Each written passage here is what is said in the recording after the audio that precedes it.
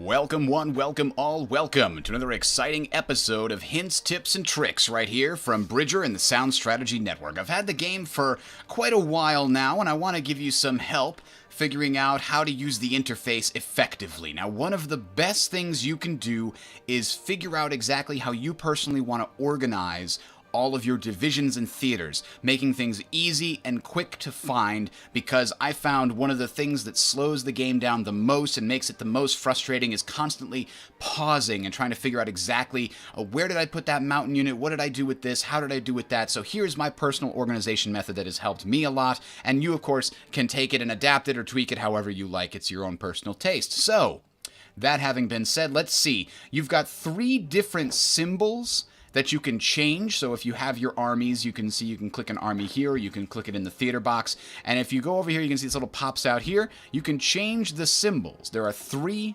different symbols. The default one is this looking shield here. And I use the spade for any offensive forces that are very, heavily armed or equipped, more than your standard infantry. So, for example, a mechanized force, or a force that includes armor as well, or perhaps a heavy infantry force that has lots of artillery packed in, like a shock army of the Soviet variety. All of those things I would put under a spade for heavy offense. Anything with this little fortress, I know that's a garrison. That's not an army that's designed to be used offensively. It's there to hold either a naval invasion port of importance, or maybe just an anti-resistance army, a military police army to hold down the enemy. So you can see how I have this set up over here. Also, another very, very important piece. Name your armies something appropriate so that when you hover over them over here, you can easily see what army this is. I can see, oh, that's the French border army. And even if I don't remember exactly which color of these is the Yugoslavian border, I can find it very quickly. And where's the one from Albania? Oh, there it is. And you click on it and you go there. So you can see all of these are standard infantry armies. I actually snuck an armor into this one, but by and large, they're infantry armies. So they have the standard shield. And then, of course, the spade here is the one that has exploitation units, tanks, and mechanized. And then I have a small roads garrison. I'm just, by the way, playing with the default setup in 1939. This isn't necessarily the most optimal setup for being at this part in the game.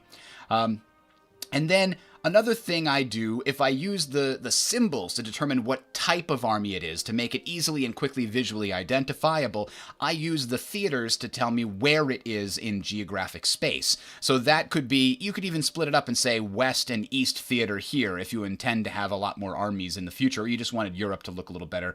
You could have, let's see, we could have the mech army go here, and that is the Eastern European theater. Boom, done.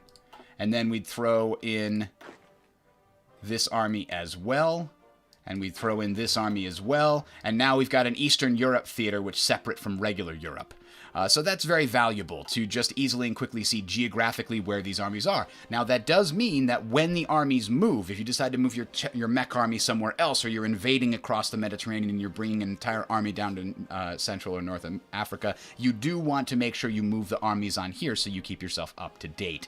And then of course I've got the Benghazi garrison holding an important port, and I have these units over here who are holding this particular front, and these units holding this particular front. Now there's more to this. There's another piece of this that I do not have. This bright green one is my training army. What I've done, because if you may know that if you have a unit training, you can say where you want it to deploy, and then you can say which order you want to assign it to. So if I know I want all infantry to go to the French border because I'm building up on the French border, I can do that, and you can see the color now matches the color of the army that it's being sent to. So it will automatically deploy if we click this button, and it'll automatically move right over to that border. That is very valuable. However, I have found that sometimes it's very tricky to have, okay, these ones are going to the French border, and I'll have another thing set up here, and these ones I'm going to put over here, and so these 2 are going to the Yugoslavian border, and then by the time they're trained, I didn't want them to go there, or maybe I had a better place for them to go. So what I have taken to doing is assigning all of them to a single order with a single special army that I label bright green for my newbies, my trainees.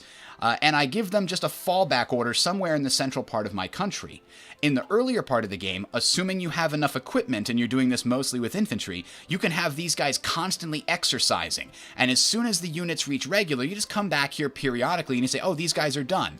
I'm just going to pop these guys off, and I'll head them over to the, yes, I did that right. Okay, so now I pop them off and they're heading over to the French front. And anytime I need to come back and say, oh, okay, these guys are still training, I'll leave them here.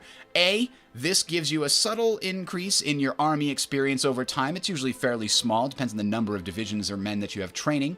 In addition, it makes it so that you are training, but you're not training your entire armies all the time, burning through that equipment at that attrition rate. Instead, you're only training the people that just came out of your training, and you're training them up from trained to regular. So you can see here, if this unit pops out, it goes straight into the army that I have training, and it's going to begin training as well. So all of these units, as they pop out on their own, will go here and start training, and all you have to do is come back here periodically, find the ones that are fully trained as regulars, and send them to whichever border you think needs it most. This Hints, Tips, and Tricks brought to you by Bridger. Subscribe to the channel if you want to find more, and check out the live streams. They're available at gaming.youtube.com.